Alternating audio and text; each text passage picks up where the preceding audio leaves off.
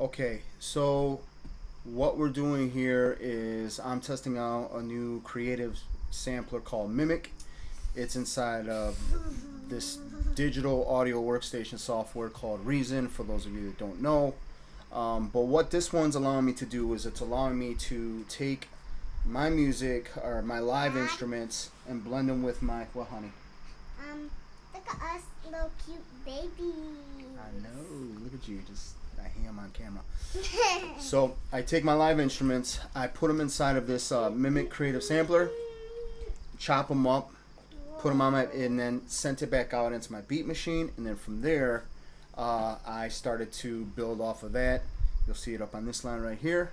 And then I started to add a beat around that. Then I added bass lines, some embellishment. And then here, one of the nice things about Reason is you can wire in like live instruments. So I have my line 6 and my electric guitar tied into this on track number 2, and then I do some intro guitar work and you'll see more as we get into this how we develop the lead and all that other stuff. But here, check it out. Here we go.